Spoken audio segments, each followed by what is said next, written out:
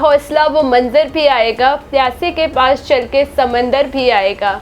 थक कर ना बैठ ए मंजिल के मुसाफिर, मंजिल भी मिलेगी और मिलने का मज़ा भी आएगा। I, Aditi Singh Rathod, welcome you all on the Toppers Talk show of Shield Defence Academy। आज हमारे साथ हैं कृष्णा, जिन्होंने ऑल इंडिया रैंक 79 सीडीएस में सिक्योर करी है और इन्होंने अपने फ़ौज में जाने के सपने को साकार किया है। First of all heartiest congratulation to you Krishna. जैसे कि हम सभी जानते हैं कि आप बलिया से बिलोंग करते हैं, तो वहाँ पर रहते हुए कैसे आपने फ़ौज में जाने का सपना देखा, फिर आपने कहाँ से प्रिपरेशन स्टार्ट करी, आपकी जर्नी क्या रही? First of all thank you to all.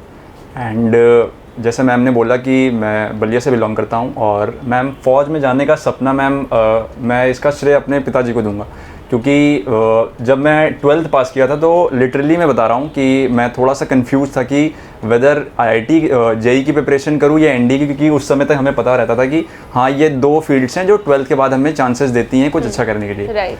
So ma'am उसके बाद मेरे जैसे फादर पुलिस में थे, तो उनका हमेशा से थोड़ा सा गवर्नमेंट जॉब्स के प्रति और इवन दी क्लास 1 ऑफिसर्स के प्रति थोड़ा सा एक क्लोजनेस थी, जो क्योंकि उनने अपनी फील्ड से देख रखी थी। तो मैम उनने मेरे को मोटिवेट किया कि जैसे कि एनडीए अगर तुम्हें अपॉर्चुनिटी दे रहा है तो तुम्हें इसके थ्रू जाना चाहिए और इसको परस्यू करना चाहिए। सो उसके बाद मैम मैंने शील्ड डिफेंस एकेडमी में एडमिशन लिया।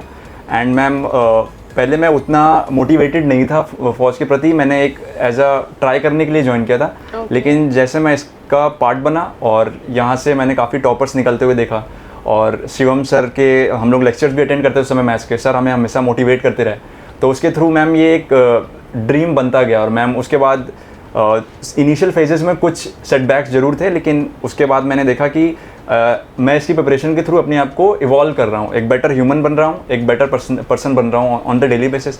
सो इसके थ्रू मैम ये जर्नी चालू हुई और इसके बाद मैंने हार्ड वर्क पुट इन किया, पेशेंस रखा, और through after few attempts I was able to clear the my dream for the arm forces.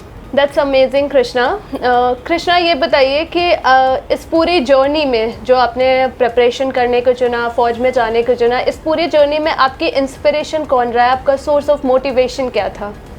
Ma'am source of motivations अगर मैं बात करूँ तो मैम डेफिनेटली मैंने जैसे कि मेरी रीडिंग हैबिट्स है मैम, तो मैंने इवेंचुअली रीडिंग एक हैबिट बनाना चालू की और मैंने काफ़ी ढेर सारे आर्मी पर्सनल्स के बारे में पढ़ा मैम। और मैम अगर मैं बिगेस्ट मोटिवेशन अगर बताना चाहूँ तो ma'am Sam Manekshaw which is the field marshal of India was the biggest motivation for me ma'am. So और उसके बाद मैम मनोज पांडे, कैप्टन मनोज पांडे हो गए मैम, और captain Vikram Batra ma'am, these were the motivation that led me to join the arm forces. Wonderful. Krishna, आप जब लखनऊ आए होंगे बलिया से, तो लखनऊ में बहुत सारी कोचिंग्स हैं, राइट? तो एक कन्फ्यूजन रही होगी आपके माइंड में कि कौन सी कोचिंग जाएं, कहाँ ज्वाइन करें, कहाँ आपको बेस्ट गाइडेंस मिलेगी।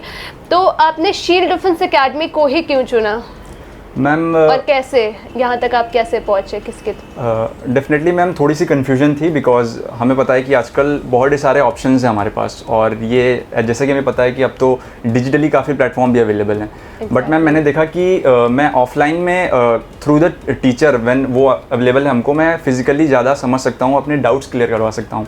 सो इस वजह से मैंने ऑफलाइन को एक चुनने का इसको तय किया। और मैम उसके बाद मैंने सबसे पहले शील्ड डिफेंस एकेडमी में मैं प्रिपरेशन के लिए आया था अपने रिटर्न की मैम।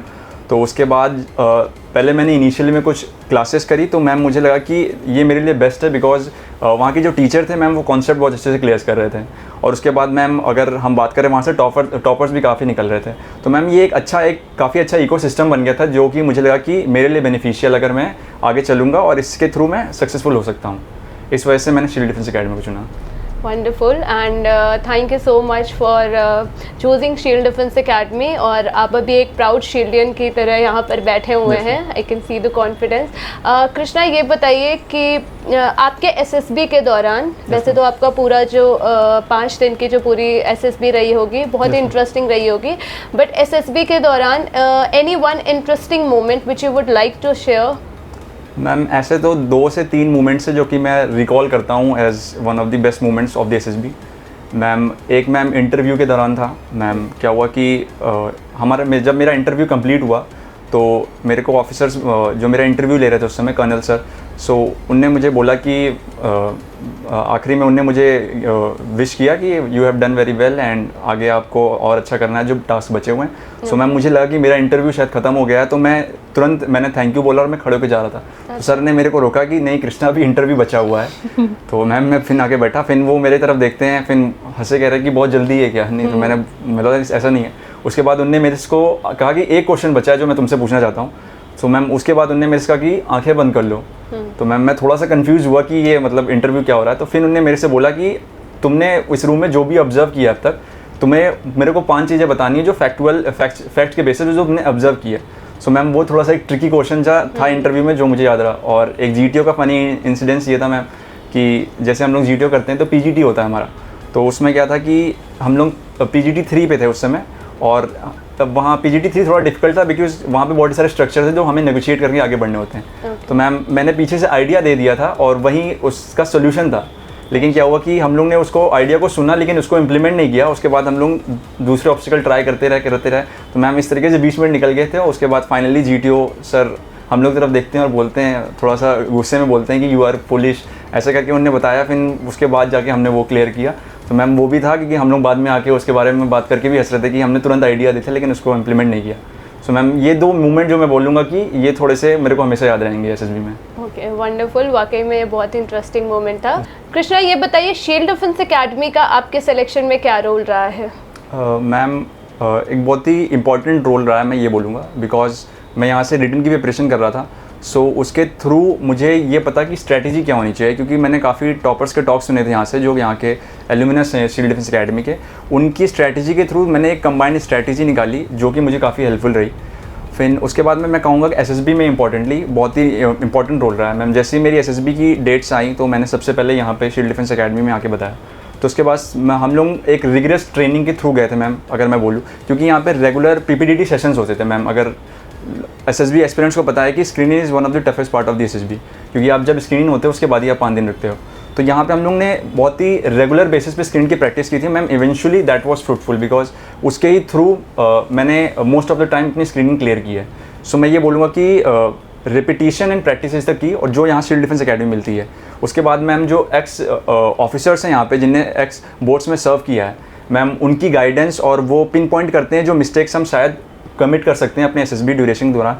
तो वो मुझे हमें अपॉर्चुनिटी देती है कि वो पहले ही हम फाइंड आउट कर ले और उस पर वर्क अपॉन कर ले, तो वो हम रिपीट नहीं करते हैं और वहाँ पे जाके बहुत बेटर परफॉर्म करते हैं। सो शील्ड डिफेंस एकेडमी टीम के थ्रू मैं ये कहना चाहूँगा कि उन काफ़ी मेजर रोल था। सो इसकी वजह से मुझे ये सक्सेस मिली है। वेरी नाइस कृष्णा, जैसे कि आपने बताया कि आपने रिटन के लिए शील्ड डिफेंस एकेडमी को पहले चुना, फिर आपने यहाँ से रिटन क्वालिफाई किया एंड देन SSB के लिए भी आपने यहीं से गाइडेंस ली और आपने ऑल इंडिया रैंक 79 सिक्योर करी है। So once again heartiest congratulations to you Krishna. Last but not the least, अभी जो हमारे एस्पिरेंट्स हैं जो डिफेंस के beats in NDA, CDS, FCAT किसी भी एग्ज़ाम की प्रिपरेशन कर रहे हैं, उनके लिए आप क्या एडवाइस देना चाहते हैं? उनकी क्या स्ट्रैटेजी होनी चाहिए जिससे वो फर्स्ट अटेम्प्ट में ही अपने गोल को अचीव कर लें? मैम मेरा अगर ये जो जिससे मैं पूरे SSB के प्रोसेस और रिटन के प्रोसेस से अगर मैंने कोई चीज़ जो सीखी है वो है डिसिप्लिन इन लाइफ मैम।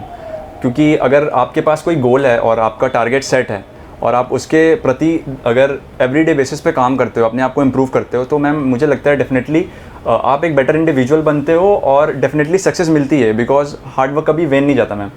और जो एस्पिरेंट्स इस समय जो एग्ज़ाम्स दे रहे हैं या जिनकी SSBs हैं, मैं उनको यही बोलूँगा कि अपनी तरफ से हमेशा हार्ड वर्क करना है हमें। और मैंने ये भी देखा है मैम कि जब भी हमारी जैसे SSBs होती हैं तो हम उतने प्रिपेयर नहीं होते, क्योंकि SSB एक थोड़ा सा कॉम्प्लेक्स प्रोसीजर लगता है। लेकिन मैम मैंने ये देखा है कि अगर हम जितना अपने आप से को रिपीटिशंस के मोड में रखते हैं, जितनी उसकी प्लानिंग करते हैं और प्रिपेयर करते हैं, मैंने देखा है वो SSB में भी हम उतना ही बेहतर करते हैं। Exactly. तो एस्पिरेंट्स के लिए यही है कि हाईली मोटिवेटेड रहना है, कभी गिव अप नहीं करना है। एंड अगर आप अपना बेस्ट दोगे तो डेफिनेटली लक भी आपका फेवर करेगा और आप इवेंचुअली सक्सेसफुल हो जाओगे। Thank you so much Krishna for sharing your strategy with us and I hope जो एस्पिरेंट्स डिफेंस की प्रिपरेशन कर रहे हैं आपकी इस स्ट्रैटेजी से उनको डेफिनेटली हेल्प मिलेगी। एंड जैसे कि आपने बताया कि discipline if I am not wrong and hard work and repetition, I guess अगर हम लगातार प्रैक्टिस करते रहेंगे तो हम अपने गोल को डेफिनेटली अचीव करेंगे। But discipline is the most important की। जैसा कि हमने अपने प्रीवियस शील्ड डिफेंस एकेडमी के टॉपर स्टॉक शो में प्रीवियस इंटरव्यू अक्षय कुमार झा का लिया था, उसमें भी हमने बताया था कि discipline is the most important की टू अचीव योर गोल। तो अगर आप सेल्फ डिसिप्लिन रहते हैं और हार्ड वर्क करते हैं, तो जैसे कृष्णा ने अपने फौज में जाने के सपने को साकार किया है, वैसे आप भी अपने ड्रीम को डेफिनेटली अचीव कर पाएंगे। Thank you so much. जय हिंद। जय